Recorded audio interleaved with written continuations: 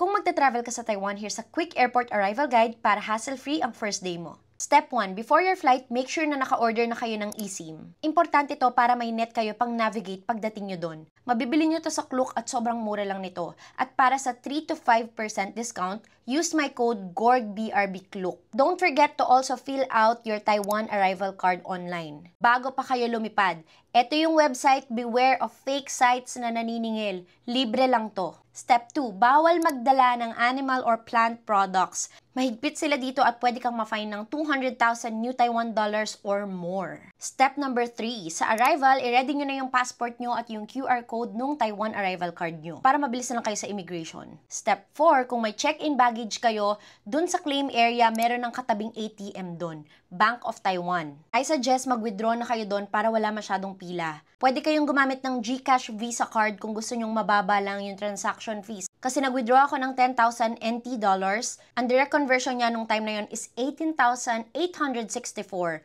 Pero ang nabawas lang sa GCash ko is 18,904. Yung pinili ko is direct conversion. Step number 5, paglabas nyo ng arrival hall, yung in-order nyong eSIM, kanan lang kayo sa pinakadulo, look for stall number 6. Doon nyo i-claim yung eSIM nyo. And once you're all set, ready na kayong i-explore ang Taiwan.